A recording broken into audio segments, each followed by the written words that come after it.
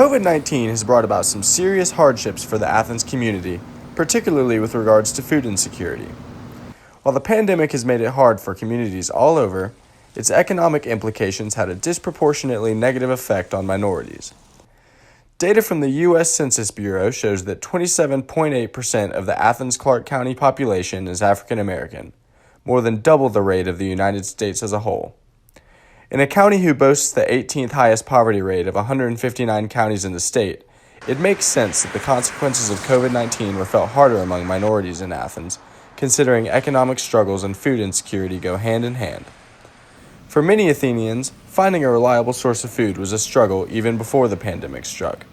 COVID-19 has only exacerbated this issue, and while it may seem like a simple concept, it's actually a complex, multifaceted problem.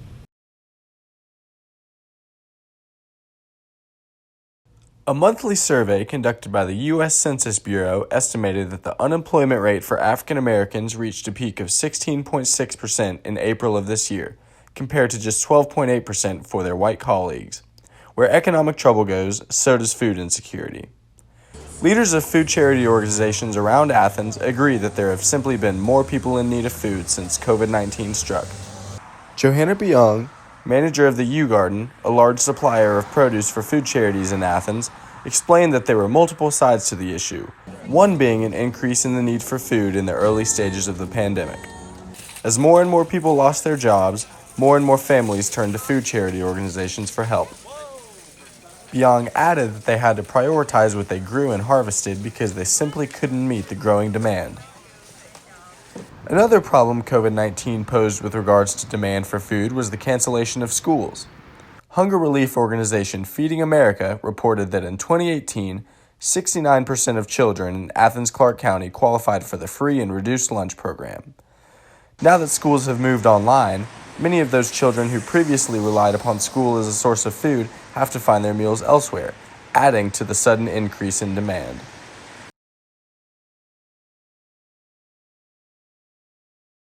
While intuitively, one may think that the increase in demand among economic trouble and uncertainty would be the sole root of the problem, that's not the case. Rather, that increase in demand was met with a swift decrease in workers to produce and distribute the food, which culminated in a severe shortage of readily available food resources.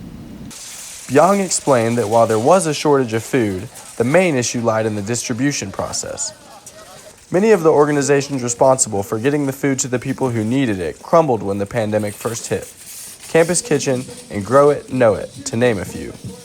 People weren't able to come to work, and in the U Garden's case, students weren't able to return to campus to volunteer and help produce the food and get it into the right hands. Several organizations across the county, including iServe, a ministry led by Jeff and Sherry Grant, rely heavily upon student participation.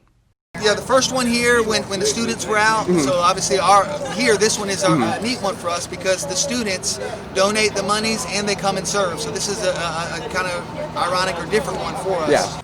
When students weren't allowed to come back to campus and people were advised to stay at home, iServe's operations took a hit, as did many similar organizations. Fortunately for those in need, the shortage of workers didn't last.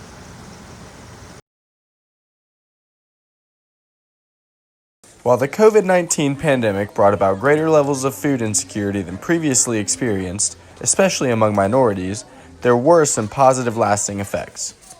Jeff Grant explains why his organization has actually seen an increase in volunteers. The interesting thing is, as the pandemic kind of stretched on, people started getting cabin fever or wanted to do stuff. So we've had many first-time volunteers increase That's really cool. during really this. cool. Grant added that his ministry is now serving 400 to 500 families a month. COVID-19 exposed many underlying weaknesses in the infrastructure of many food charity organizations, weaknesses which they had to overcome and are now stronger and more well-equipped because of it. Byung said that despite the challenges the U Garden faced, they've grown stronger and more efficient in the long run. In fact, she said she thinks it's made food distribution, quote, even tighter. It's safe to say that Athens, a relatively diverse and impoverished city, faced severe issues of food insecurity when COVID-19 first hit. Fortunately for many, food relief operations are finally returning to a state of normalcy, and those in need once again have opportunities to put food on the table. I'm Larry Meisner with Ashley Dufour and Elena Reagan reporting from Athens, Georgia.